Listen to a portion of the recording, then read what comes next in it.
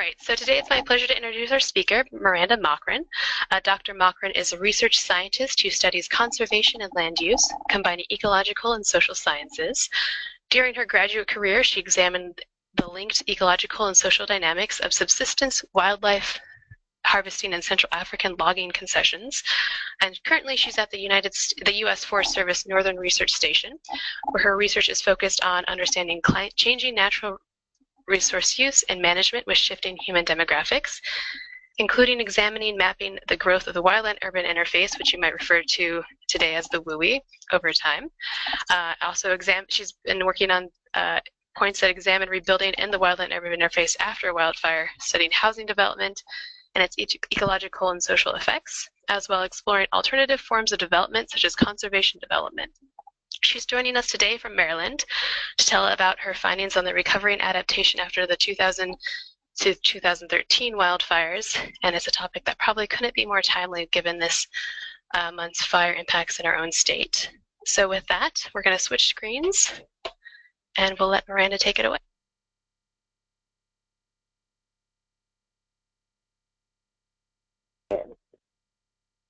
Great, thank you so much for the introduction. Thank you all so much for joining me. Let's see, so am I to now advance the, okay. So Stacey, does that look right? It does indeed, go ahead. Okay, great. Well, thank you all so much. Again, I'm going to talk today about some research I've been doing with collaborators, looking pretty broadly at recovery and adaptation after wildfire, and focusing on events that have happened over the past decade or so. And I want to thank everyone who's contributed to this work. This has been a big collaborative effort with a lot of people from University of Wisconsin and Oregon State also participating. So a quick outline of what I'm going to talk about today. Let me just make sure I'm advancing this correctly. Let's see, Stacey. Okay, there we go. Great, so I'm going to give you a quick overview. I'm going to first present a little background as to why we've been doing this research, and then I'm going to talk about our work in sort of two parts. The first is an effort to really quantify what happens with buildings in terms of loss and recovery and rebuilding after fires, and I'll also make sure to highlight the results that are specific to California. And then I'm going to talk in the second part about some case study work I've been doing, looking at local policy change and adaptation, focusing on the built environment and sort of community level or policy changes. And then with the conclusions, I'm going to try and wrap it up with some thoughts that are specific to the wildfires that have occurred in the past month in Northern California as well.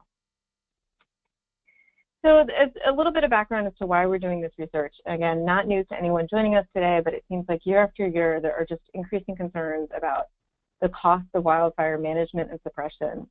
And then the headlines about the losses and the damages due to wildfire, unfortunately, also seem to be sort of increasing every year, despite all of those expenditures on suppression. So, including a couple of the headlines here from the horrific fires that just happened in Northern California. And so, against the backdrop of this concern, the policy response has been that we're going to move towards this idea of being fire-adapted communities. And again, I think, everyone on the call is very familiar with this and really working on this, and I think it's a very laudable goal. But, some research and management questions remaining about, how we're going to sort of transition to this state where community leaders and residents accept responsibility for living in an area with fire hazards. They will have the knowledge and skills and have adopted tools and behaviors to prepare in advance for their community's resilience in a fire-prone environment. And so one of the things we started thinking about was, well, does direct experience with wildfire potentially lead to this idea of becoming a fire-adapted community? And on one hand, the very concept of fire-adapted communities would seem to encourage this. There isn't necessarily any one sort of final endpoint or checklist to become a fire-adapted community. Rather, the idea is that communities and residents will be sort of continually reassessing risks and vulnerabilities and taking action. And so that's really what sort of informed our research, is this idea of, well, do we see that type of adaptation or change potentially after fire experiences? And again, we're really focusing a lot on the built environment and some of these community level sort of tools and actions. So there's all kinds of other work people, have done, looking at things like financial recovery or social cohesion or, individual psychological response to fires and recovery, all of which is very worthwhile, but is not necessarily the work that we have focused on. And so, this idea that we might see adaptation or change after fire, this hasn't necessarily been studied that broadly in the fire community, but there is some evidence for this type of idea from the broader natural hazards literature. In general, there's been a lot more work looking at hazards like hurricanes or earthquakes or flooding, which, just destroy many more homes typically, hundreds of thousands even. But from this work, there is this sort of idea that natural disasters can serve as focusing events, meaning they kind of raise the policy profile of a particular natural hazard and may generate a policy window in their wake, the idea that there will be the political will to take action. And again, this hasn't really been studied that much in terms of wildfire, but this Dirksen et al. Is a white paper that went through and looked at regulations about the home site, or what I sometimes call WUI regulations, those regulations that say how you can build and maintain homes and defensible space, and found that those types of regulations were indeed often adopted after wildfires. So some evidence for this idea that yes, we might see adaptation or change after fire. At the same time, there's also plenty of evidence that we might not necessarily see that response, that we might see a lot of sort of continued reinvestment or sort of staying of the course. And that's because, again, from the broader hazards literature, we know that there's a lot of political will potentially to change policies, but there's also usually a tremendous political pressure to recover, to sort of get back to normal, to get people back into their homes. And as a result, the broader hazards literature often finds that rebuilding rates can be really high after hazards, that insurance and other institutions like federal support for residents can actually lead to increased investment in hazard-prone environments. So like a classic example would be people building, say, bigger homes in a hazard-prone environment. And again, not a lot of work looking at this related to wildfires specifically, but we do know from some of the studies just looking at how individuals experience fires, that individual homeowners may not actually always change their behavior after fire. For example, they may not invest more in mitigation around their homes because they may conclude fire risk is lower, the fuels they may conclude have been diminished by a fire, they may feel a certain amount of denial about the likelihood of having a second fire, or they might feel a certain amount of fatalism about the efficacy of any actions they could take. So, sort of, I think hopefully a fertile ground for research, and that brings me into the first part where we really wanted to go through and just figure out as a first pass what happens as a result of fire when it comes to building loss and recovery. And we really wanted to go through and look and say, when buildings are lost, do people rebuild them after fire? What do we see in terms of new development within fire perimeters? So, buildings that weren't there before the fire but appear afterwards. And, we thought this was important to do. People sometimes outside the fire field don't realize that there isn't necessarily a national data set or a way to track this. The National Interagency Fire Center might compile tallies of structures lost in fire incidents, but there's usually no geospatial data about where those structures were located or what happens over time. So this was our attempt to really sort of put that data set together. And so this has been published in one publication, and we have another one hopefully in review. And when I say we put the data set together, it was actually really Patricia Alexander and now Anu Kramer at University of Wisconsin and a small army of undergraduates. And they literally went through and used the kind of imagery you see here that you might get from Google Earth to digitize buildings present before and after fire. So on the left here, you see a building there circled in red. After the fire, it's gone. And on the right, it's been rebuilt. And so they did this for all the fires nationally from 2000 to 2013, where they could get fire perimeters and where census data indicated there would be homes. That ended up being just over 3,000 fires nationally.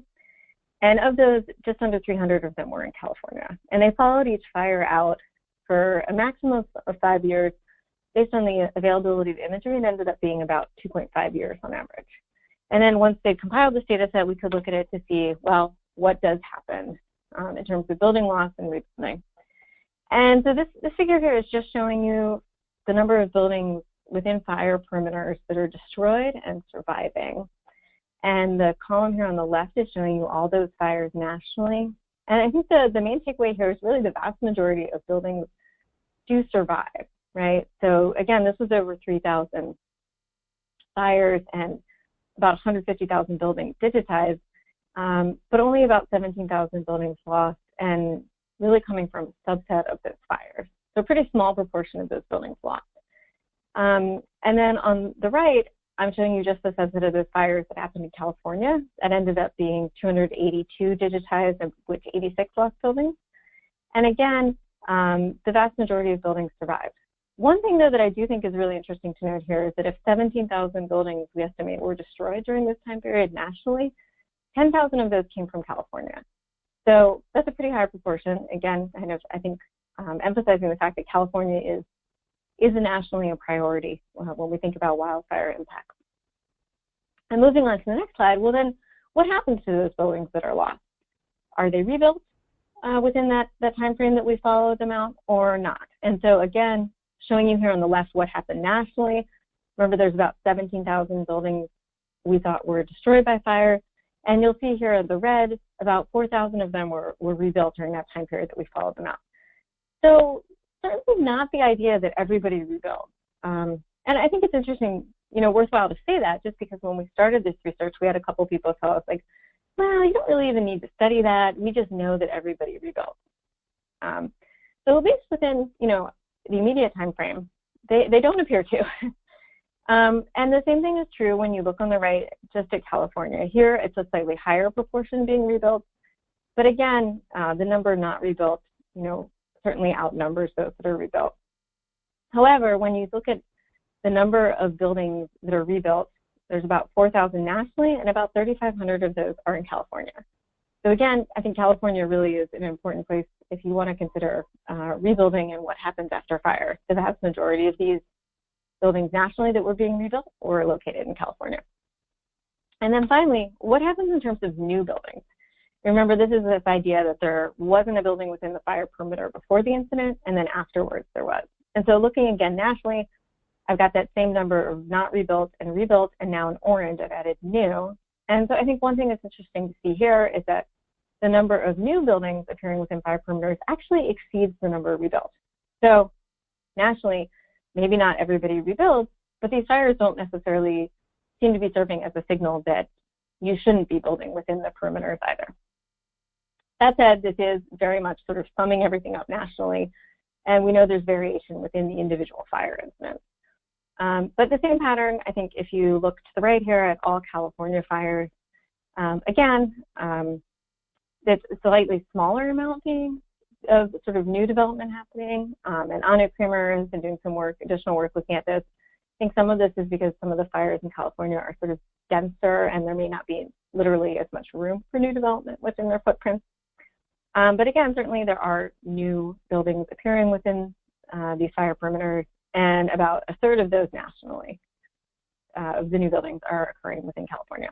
So the takeaway from this work is, you certainly, I don't think you can say everyone rebuilds, but they don't seem to be avoiding fire perimeters either. New development is continuing. California does appear to be nationally important, right? About 60% of the losses to fire were happening here. 88% of the buildings rebuilt, and about a third of the new buildings within fire perimeters were all occurring within California. There are, of course, a number of limitations with these kinds of data. These are buildings only. We can't tell you necessarily that they're homes. You can't see things like management or ownership from the air. So, this person pictured here, perhaps they sold the property, and the person who rebuilt built with only fire-resistant materials and has maintained defensible space regularly ever since. But that's not something that we'll be able to see from this data set. And we are going to be doing some additional work to look more at how some of these patterns for individual fires may have resulted, because we do see a fair amount of variation in terms of rebuilding and new development within individual fires. But that's just sort of a quick take on the first part of the study. I want to also mention, too, that this data set has been used for a number of studies looking at then what affects the likelihood that a building is lost within a given fire incident. So this isn't work I've been leading, but it has been published, and if people are interested in this aspect in particular, I'm happy to follow up with them on this. And so this takes me now into the second part of this work, which I have been leading, looking more at what happens at the local level. So as I alluded to, we know that some of these individual fires have different outcomes in terms of rebuilding and new development, and we wanted to try and get a better handle on what type of responses we might be seeing at the local level, and also what type of sort of community change and policy response we might be seeing that would then inform the rebuilding responses. And so we did this sort of in two phases, relying on qualitative research, so conducting semi-structured interviews with key stakeholders in the community, typically government officials or community leaders, and also doing some document analysis of regulations and planning. And we, for the first part of the study, focused in pretty narrowly on housing recovery and policy on the Colorado Front Range. And then we expanded it to look more broadly at fire mitigation and some of these fire-adapted communities, sort of tools and actions, and looking at a broader geographic distribution of communities. So moving now into the Colorado Front Range, we were really interested for the study in looking pretty narrowly at government and local response to fire. So what kind of recovery policy did they put into place? What kind of rebuilding rates and rebuilding policies did they have? And ultimately, what can we say about the homes and the mitigation after these fire incidents? And this is also work we've published, so I've got the citations there, and again, happy to provide more information if people are interested. So just sort of presenting you with only the highlights today. Just map here, just showing you where each of these fires were. Maybe these are already familiar names. I think that the sort of key takeaway, or one of the key differences I'm going to mention, is that the two fires here in the north, the High Park Fire in Larimer County outside Fort Collins, and the 4 Mile Canyon Fire, which happened in Boulder County outside the city of Boulder. Both of these happen in what we might call foothills environments, sort of, larger parcels, sort of maybe more unique or custom-built homes, people who are very much living in this environment because they like the access to nature, the privacy, living outside of a city. In contrast, the Waldo Canyon Fire down here on the south in 2012, this burned mostly, in sort of a remote public land area, but the damage and the destruction it caused occurred when it burned into the city of Colorado Springs and destroyed homes in a very sort of urban, suburban neighborhood. So what did we see when we interviewed people and tried to learn more about rebuilding and policy response? Well, first, there were, I think, some really key sort of similarities between each of these places. So each one of these locations already had WUI or home site regulations on the books previously. So they already had regulations saying that if you were going to build a house, it had to be built with fire-resistant materials. You had to have defensible space. The homes that had been lost in the fires oftentimes predated these regulations, but as of the fires, they had all already put these into place, a decade or more previously. And also, each one of these locations had some similarities in that they created rebuilding centers. So they devoted a lot of government resources and local resources to facilitating and guiding rebuilding. They would set up sort of like one-stop shops where they would have experts available at, say, like a sort of retail location, or they created standalone recovery coordinator positions for a year or two to help facilitate and guide rebuilding. But there were also some really interesting differences between locations. So as I said, each one of these locations had these sort of WUI or home site regulations, and only in Colorado Springs do we see them strengthen those regulations. None of the locations waived them. They all did maintain them, but Colorado Springs chose to strengthen them. And then another key sort of interesting difference was that Boulder County actually restricted home size for people rebuilding. They did this by basically establishing a sort of fast track process where they would facilitate building permit approval if you built a home of similar size or a couple hundred square feet larger. And they did that very much purposely because they wanted to minimize environmental impacts in the foothills environment. They wanted to minimize the amount of infrastructure at risk to future fire. If people wanted to build larger homes, they could pursue full site plan review. So they were not bound to do this. It's just that it was facilitated because they were providing sort of a faster track to getting the building permits. And full site plan review is pretty onerous in Boulder County. And so county officials indicated that nearly everybody took advantage of the fast track option. And then the last sort of key difference I want to mention is that rebuilding rates were actually really pretty different between these locations. By far the highest rebuilding rates and the fastest rebuilding in this more urban suburban setting in Colorado Springs. So about 3 years after the fire, they were up to 75% of people either had rebuilt or had gotten building permits. And a lot of this actually, I think, had happened even within a year or two. Like the vast majority of that progress had been made really quickly.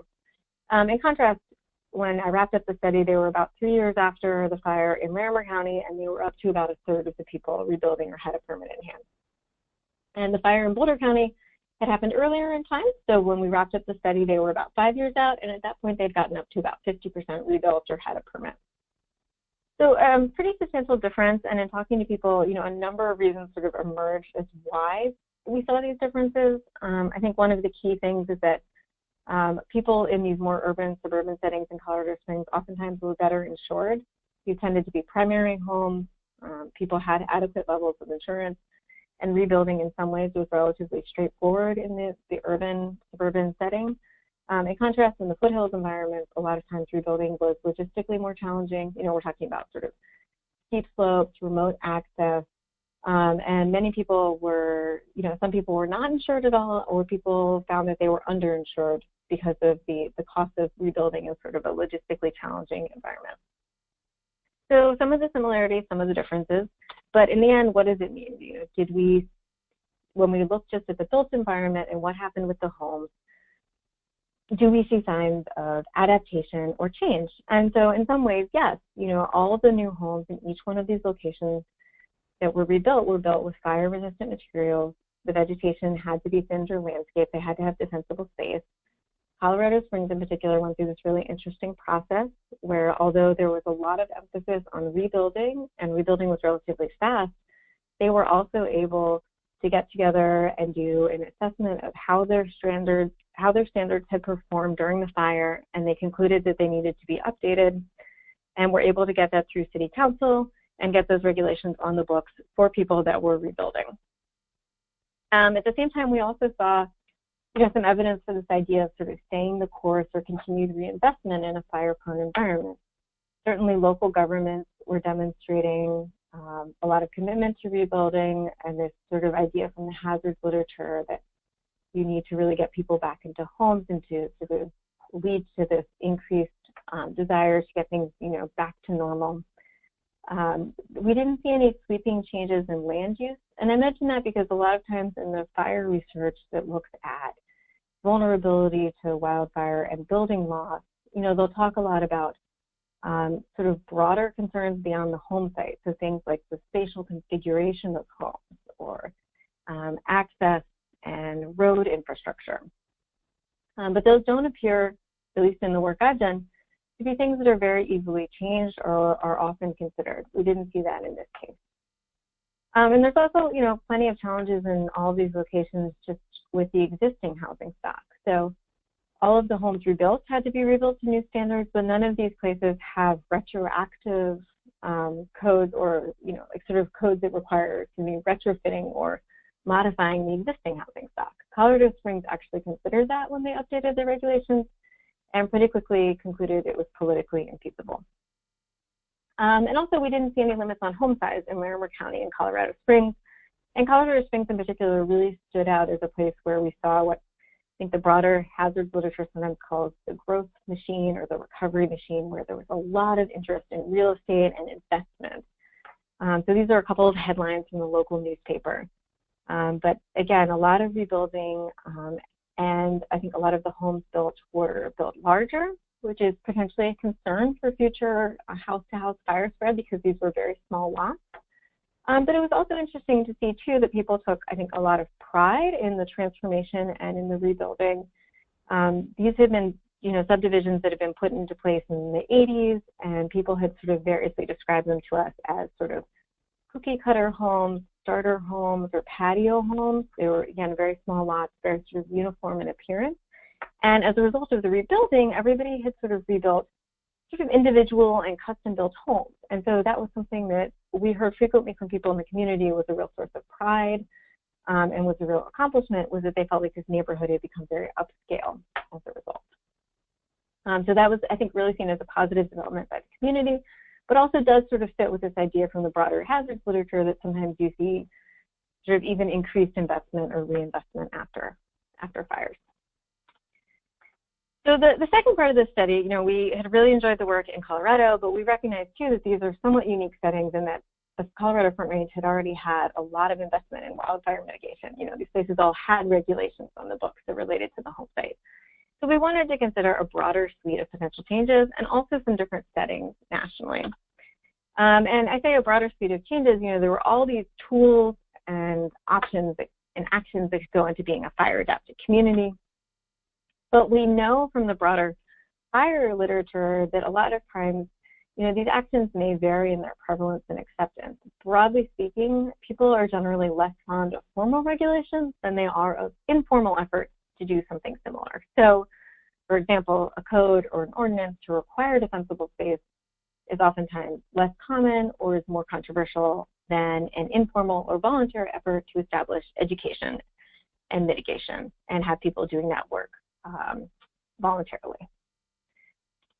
And so this is the second part of the study. We wanted to look at a couple of different types of tools and actions that could contribute to being fire-adapted communities, including, just going down this list here, education and outreach, Firewise programs, those neighborhood level certification programs where homeowners and neighborhoods come together and agree to collectively take action and are designated a Firewise neighborhood. The third here, for places that had public lands, we were interested to see how they discussed vegetation management on those lands.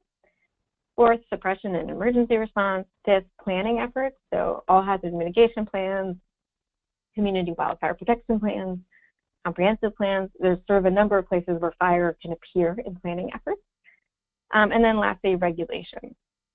And so for each one of these sort of groups of tools or actions, we were interested in looking at whether or not there was change or what happened after fire as a result of fire experience. And we did this work in these 8 different case study locations. So we had some in the West. The one in California is in Southern California. That's the Station Fire that happened in unincorporated LA County. And we were also excited to have some study sites in the Great Plains and the Southeast too. So just sort of putting this up there, hopefully some of these names are familiar or of interest, a real sort of diversity. We chose these because they all initially had records that indicated that 20 or more homes had burned. So we wanted them to be places where fires had happened and where they'd unfortunately had destroyed homes. So these were all the locations we chose. This is sort of a monster table just trying to show that they were diverse places. I know it's a lot to take in, so I think the main point is very diverse in terms of ecological setting and socioeconomic setting. And then the column here all the way on the left is one of the sort of key factors we ended up using to sort of ground our analyses, which was that these places all had different levels of investment in formal or government planning and regulations before the fire. And so I've sort of coded them. So the 2 location sites, for example, in the Great Plains in Oklahoma and in Texas, they are kind of colored here in red, and they were some of the lowest sites, meaning, like, for example, neither of these sites had building codes, and they didn't have comprehensive plans. In contrast, the ones down here at the bottom that are in green had much higher previous levels of investment in planning and regulation, and a lot of it specific to wildfires. So the California example is, like much of California, really extensive action around wildfires. There are like the, California state-supported efforts to map high fire severity zones, to have policies in place about how homes can be built and maintained. And then the ones here who are in the middle are sort of moderate. Typically, they were places where there were, for example, building codes and planning efforts, but they hadn't necessarily taken a lot of past action focused in this way on wildfire. So a quick overview of where we did the work, and moving now into what did we find. So this figure here is just showing you sort of a very quick path, sort of the binary response to the idea of, well, do we see change in each one of these different categories? And again, we had 8 case study sites. So if people reported any kind of change in one of these categories, we just coded it as a yes and increased and added it up into the total number of communities that reported a change. And so, for example, suppression and emergency response here, 8 out of the 8 places where we worked, they reported some kind of change in how they handled suppression or emergency response after the fire. That said, this figure doesn't tell you a whole lot about what was there before, nor about the potential efficacy of any of those changes. And so, although we're somewhat limited in time today, I'm going to sort of go through each of them and try and provide a little more background. So starting here on the left, the fire education outreach and Firewise responses, I think in some ways ended up being some of the most interesting ones we saw, because we only saw change in about half of the places where we worked. The places where we didn't see change, for example, they either had extensive education outreach programs already, and so for them, they'd indicated that, the fire had not necessarily changed how they approached education and outreach. Maybe they were going to, revise methods or incorporate some new information in their messaging, but they very much saw their work as continuing along the same lines after the fire. And then there were also two of our locations, the Great Plains study sites, where they really didn't have education or outreach programs before, and they also didn't have them after the fire. In contrast, the places where we saw expansion were pretty much all of those places that had previously had some kind of level of government investment in planning and building, and where a destructive fire that was destroyed homes, was relatively novel. So maybe these locations had fires on the landscape before, but they hadn't actually destroyed homes because fires had been contained or because development had expanded. And so in these places, it seems like they had some of the government capacity or support to be able to capitalize on changing circumstances and this sort of new perceived threat, and they put into place new programs. Again, these sort of voluntary education outreach programs where they helped expand Firewise neighborhoods. And then moving now to the right, in some ways these actually ended up being sort of some of the most uniform responses we saw. So vegetation management on public land. 4 of our study sites had really big federal land holdings, and they almost all reported that they had actually just maintained vegetation management before the fire and after. So again, I'm not a fuels sort of management specialist, so I'm taking them at their word, but they did not see these fires as a big turning point. They saw themselves as having been very committed to managing vegetation to reduce fire risk on public lands before the fires, and they saw that work is continuing after the fires. And then similarly, suppression and emergency response in some ways was a little bit of a less interesting change, just because every single location reported some kind of change.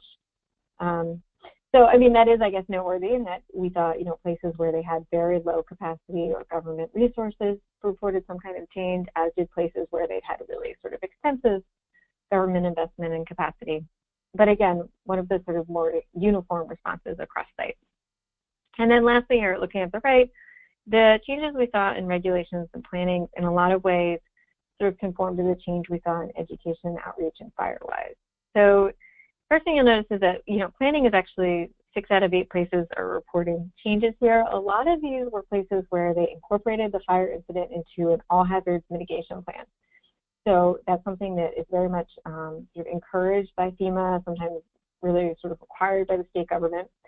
And so a lot of times places will report that they had added that fire incident into sort of a list of past incidents in the planning document. So that counts for us as a change in planning. It is not perhaps necessarily the most time-intensive sort of change that a community could make. If we sort of pare this down and look at the places that had perhaps in some ways more substantive change, like for example, generating a new community wildfire protection plan, the change in planning goes down to be sort of about what you see with regulations, where I think about 3 sites sort of had made a change. So again, similar to the changes we saw in education, outreach, and Firewise, the places that didn't have change sort of fell into 2 groups. Places that either had already had extensive regulation and planning efforts and felt that those efforts were sufficient and didn't revise them, or places where they really didn't have those types of regulations. For example, the 2 study sites in the Great Plains, they didn't have building codes before the fire. They didn't have building codes after the fire also. And expansion was novel. Expansion occurred in places where fire was seen as sort of a novel event and where they already had some moderate government investment in planning and regulations. I do want to note too that these were pretty modest changes, however. For example, one of the changes we saw in regulation, a fire had occurred because of open burning that had escaped, and so that county had modified regulations on burning. But almost all of these changes in regulations were very sort of carefully designed to meet with public approval. We didn't see any locations adopt those types of WUI or home site regulations after the fire. And so bringing this all together, what do we know about, what can we say about wildfires, and are they leading to change to this idea of fire-adapted communities? Well, certainly yes. these are opportunities for change. Every single one of these communities reported some way in which they had changed things after the fire. That said, they mostly invested in the categories that seem to be most commonly used in all locations. So a lot of emphasis on emergency response and suppression, general planning, and voluntary efforts such as education. And so while the Dirksen et al. White paper found that wildfire experience was oftentimes tied to adopting regulations, I would suggest that it may be necessary but not sufficient to lead to those types of regulations. In our case, community stance on regulations really didn't seem to change. You know, the places where we asked about them and they didn't have them previously, our informants indicated that, you know, this wasn't something that they thought would fly in their community. And then there's a lot of text on this slide, but I think, you know, we came up with some interesting sort of challenges to this idea of, do we see adaptation after fire? I think first, one of the broadest challenges, and we saw this in Colorado too, is just that existing housing stock and access is not easily changed. You know, particularly in rural areas where they may have really challenges around road access and substandard housing. That's not easy for any one government sort of entity or county to change. You know, I also thought it was worthwhile to point out again that we saw changes being sort of less common in places where you have either extensive or minimal past investment in planning and regulation. And I think, you know, that kind of maybe raises a question about this idea of fire-adapted communities. You know, what kind of changes are we reasonably going to be expecting to see in places where they've already invested so much time and effort in wildfire mitigation and preparation, or also places where there isn't a lot of capacity and there hasn't been a lot of past investment. And I want to mention too that, you know, we had very much designed the study by finding fires that had burned homes and then going to interview people to ask them about changes and using this idea of fire as a potential focusing event. And I think, you know, a number of the locations where we went, it really wasn't a focusing event at all. These were, in some cases, places where fire was very much an accepted risk on the landscape. There had been a lot of fire over time, and at least for the people in local government and fire departments, you know, they recognized this and saw it as an ongoing risk, and they didn't necessarily see the fire incident we were asking about as anything unusual or necessary or that would facilitate change. And interestingly, we saw this in two places which were pretty much the polar opposites in terms of past investment in fire management. And then in contrast to our study site in Texas, although it actually burned the greatest number of homes, a lot of the community leaders there really didn't see that as a potential current risk. They saw it as an isolated incident. And so wrapping this all up now, I tried to, you know, rework this conclusion sections a little bit in light of the really tragic events of the past month in Northern California and think about, you know, our findings in general and ways in which they might be relevant. You know, I did not do any of this work in Northern California, so this is a little bit me speculating about what might be relevant. But I think certainly looking at the headlines I've seen, it does seem like the experience thus far in California very much fits into the model that we would expect from past hazards and from fire, where there's tremendous interest and effort in getting people back into homes. You know, this quote here talking about things like speeding up reconstruction, waiving fees, quick approvals. But at the same time, I think there's a lot of concern and realization that this is not going to be a fast process. And so I would say that we saw this, you know, in other study sites, particularly Colorado as well. You know, despite the most highly motivated community or the strongest desire to return to normal, that was a pretty slow process for Colorado. They had rebuilding centers for years. We did see much faster rebuilding in the one urban setting we looked at in Colorado, and so that could be relevant, I think, for Northern California for some of these more sort of dense urban suburban settings. And, you know I talked about them as being perhaps less challenging places to rebuild than a more sort of rural area. But urban areas, I think we did see in that study, they can have their own challenges too. You know, they may have institutions like homeowners associations that provide sort of another level of governance that can be quite complicated. And things like lot size, small configurations of neighborhoods, zoning, none of those things are easily changed and in some ways can be challenging when people are rebuilding. That said, the long time period required for rebuilding, I think, does allow for outreach and education and if a community desires policy change. Based on our past work, I would say it is more likely to see that change focus on emergency response, suppression, and voluntary efforts. But I think if a community is interested, changes sometimes in planning and regulations do happen. We saw in Colorado examples where communities were able to accommodate both rebuilding and policy goals. And I think in a lot of instances, a lot of times, state level action is also very helpful. It can be really challenging for individual municipalities and governments to all be sort of assessing these ideas individually and dealing with also the challenges of trying to administer aid and facilitate recovering for people that have lived through these really horrible events. And so in that way, a lot of times state level action can be really helpful in sort of framing recovery and rebuilding.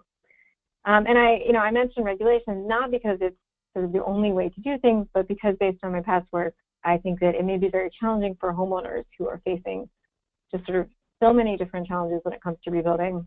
And it may be really challenging for people to do things like rebuild with fire-resistant materials or think about defensible space if that isn't something that's required or where they're receiving specific education. I think just a lot of the logistical concerns and financial concerns they have may make it really challenging to do that voluntarily.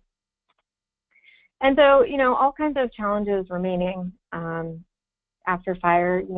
Those recommendations I just talked about certainly don't even address the challenges that remain with existing housing stock and infrastructure. But I should say too that, in the effort of not reinventing the wheel, a lot of this is stuff that the planning community has thought about really deeply, much of it for other types of natural hazards and disasters that typically destroy many more homes, but I think can be really relevant to fire as well. And so one of the things I think would be really interesting to see in the future is if community wildfire protection plans, the main sort of planning effort we engage in when we think about wildfire risk, if those could be perhaps opportunities to consider some of these ideas about planning for wildfire losses and trying to think about what will happen in case of a destructive fire. It could be an opportunity, I think, for communities to be thinking about this, before the fire even hits. And that way, if they ever need the information, they will have gone through that process and thought about some of those issues ahead of time. And so that really wraps up the presentation today. Thank you all again so much for joining, and I appreciate all the funding and all the people that have contributed to this work. And yeah, I'm happy to take questions and hear your feedback. Excellent. Thank you so much, Miranda. So I was taking frantic notes over here because you had some great information. So first of all, let me do a few technical points. As I'm doing this, feel free to type any questions you have in that question box, and we'll go through them one by one. Also, as I mentioned before, I will be sending out a link to the recording of this and any follow-up information like contact information or the presentation PDF. So if you registered with us, which you had to do in order to be on this webinar, you'll be getting that follow-up email within the next week. I'm also going to go ahead and post in the chat there a link to the evaluation survey. It takes about, I'd say, less than 5 minutes to do. It really helps us know topics and how we did on the webinar, if there's issues we need to address, and just kind of helps us report back to our funders saying, hey, we're providing something that people need to hear. So take that. I'll also include a link in the follow-up email. All right, so the first question we have was actually just kind of a comment mentioning that a breakdown of those homes that are not rebuilt or replaced with new could be a very informative set of questions or information to have.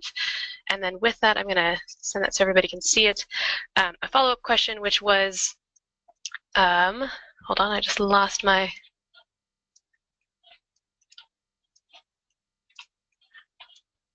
oh, there we go. Is the lack of geospatial data of what happens to a property, whether it's built, burned, rebuilt, are we not getting that information because of privacy issues?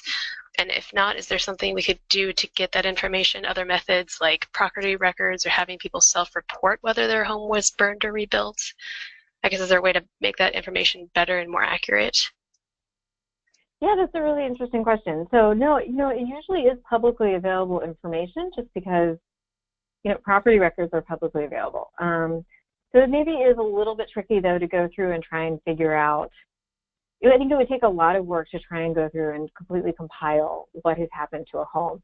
Because usually you would sort of see something happen where the assessed value goes way down because you know, they will usually revise assessment values. And then you'd also have to be looking for a change in ownership. And so I don't know of anyone who's really even tried to like compile that even for like one location, although in theory that should be possible. And part of what made these Colorado Front Range studies such interesting places to work was because there was a lot of government investment in understanding rebuilding and tracking it. And so there was always this point person that I could just email and say, what are your rates up to? And they would know, at least in terms of permits or approval. Great, okay.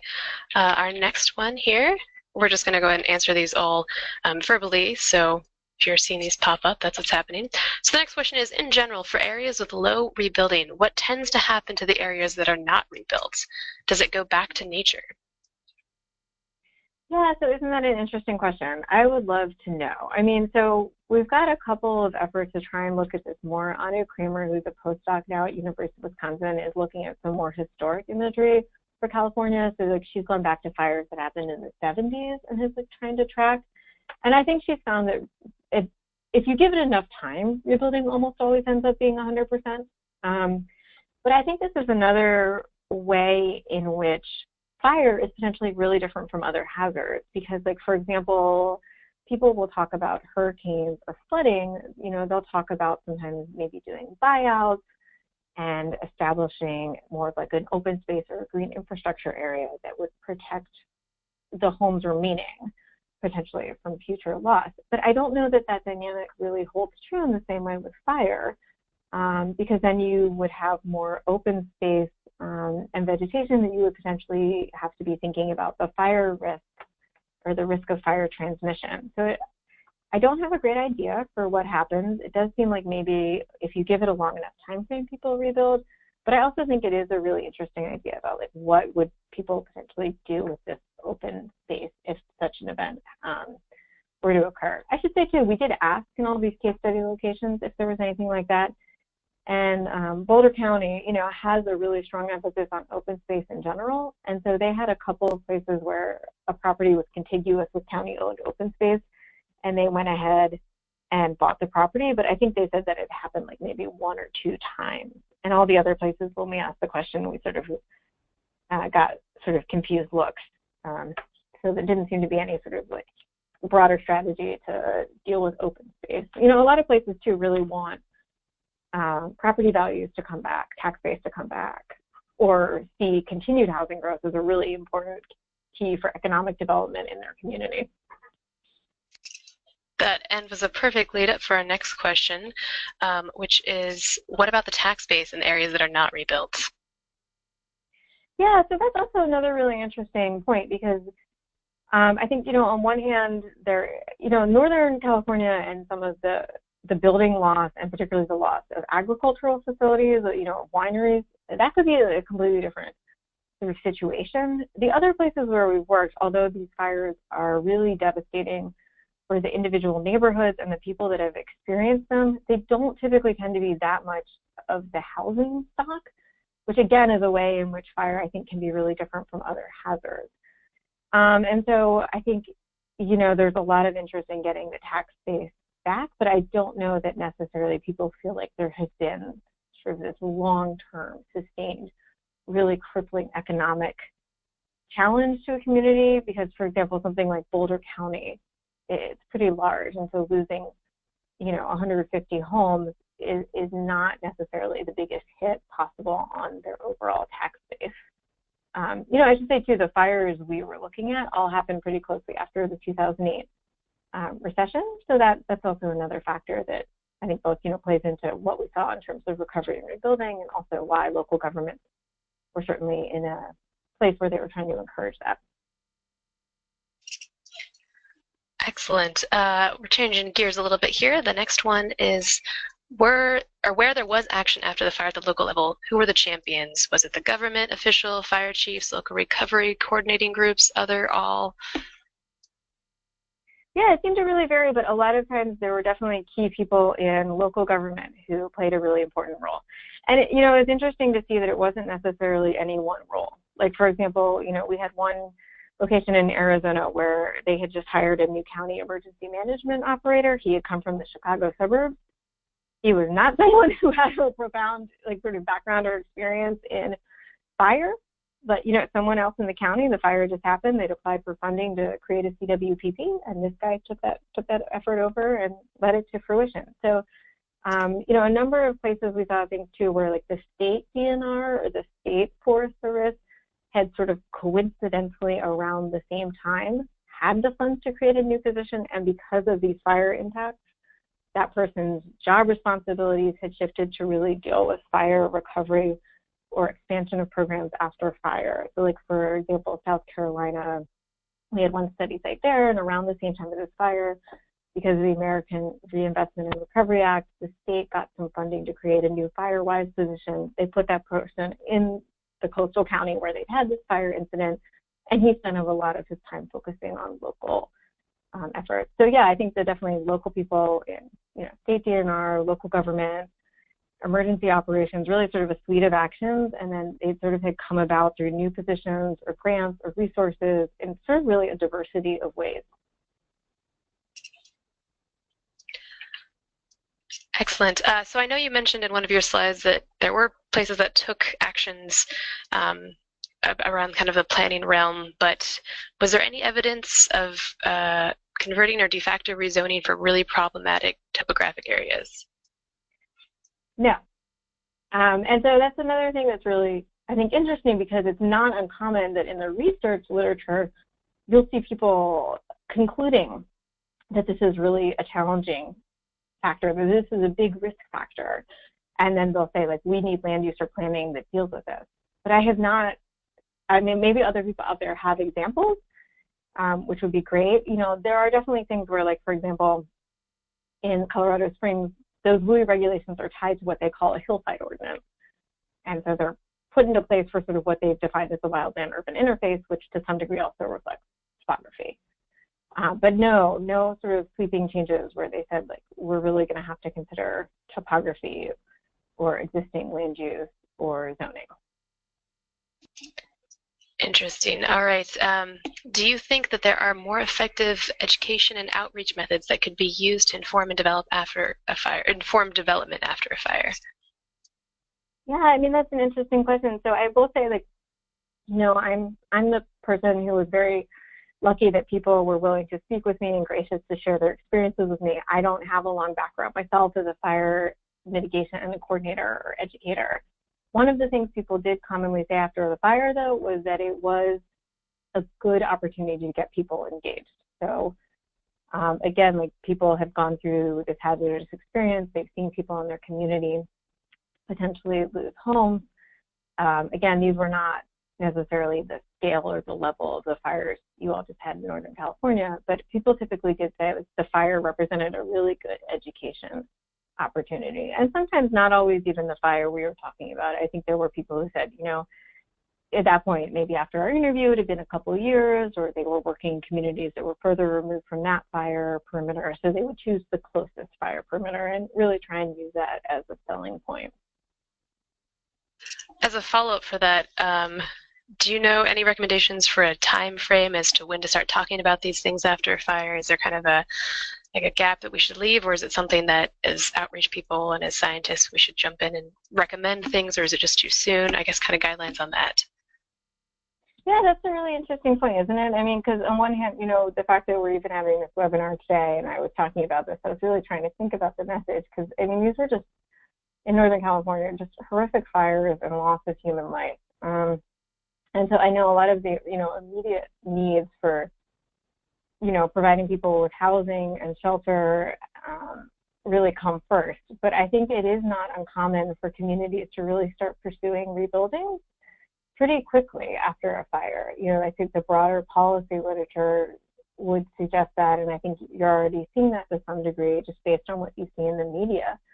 And so, if you're going to be devising as a community a recovery plan, maybe this is an opportunity to be thinking through what that rebuilding response is going to look like. If you're waiving permits or fast-tracking rebuilding, what does that potentially mean for the future of the community? So I think it does represent an opportunity, and given on one hand that rebuilding happens quickly and that people are already talking about it, and also happens very slowly, and that I think for individual homeowners is a very financially challenging and arduous process.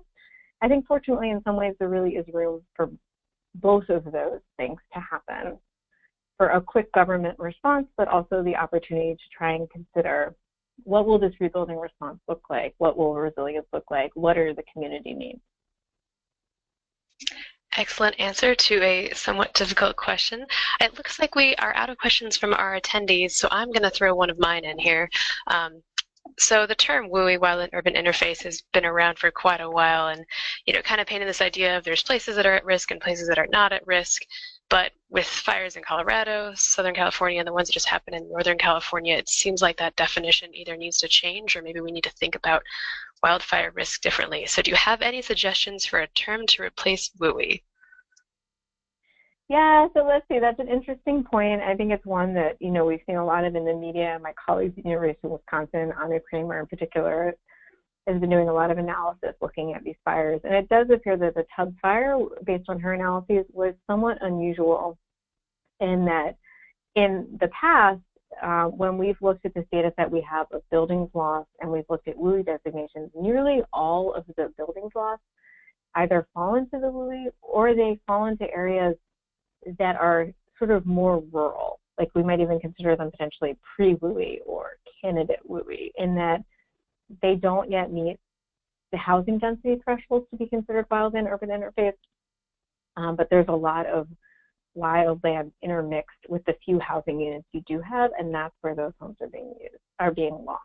So yeah, the Tubbs fire, I think, based on Anu's analyses, was somewhat different in that there was a lot of what we might call urban sort of housing being lost. But all of this, I think, just really sort of depends on how you want to consider the wildland urban interface. I think sometimes we think about it as sort of homes are intermingled with wildland vegetation and it's very rural.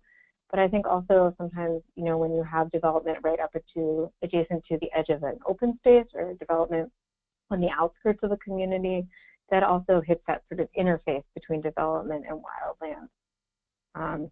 So I think, sort of both types of development really are still vulnerable to wildfire. Excellent. And with that, it is on the hour. So I want to thank all of our audience members for joining us today. Again, look for that follow-up email, which will include links to today's presentation, as well as any follow-up materials and an evaluation survey that I made the plug for. Also, a giant thank you to Miranda. Miranda, that was such great timing and such a great presentation, and it was a pleasure to have a webinar with you. Thank you so much. Oh yeah, well thank you all so much for having me. And like I said, if my email is up there, if people want to follow up, that would be great, because I partially was hoping to get some feedback. This is work has all been a long time in the making, and then these fires just happened in Northern California. So it was nice for me to try and think through some ways that it might be relevant, but I recognize you all are really the experts on the local area. So it would be great to hear from you as well. Excellent. All right. Thanks, everyone. Have a good rest of your Monday. Thank you.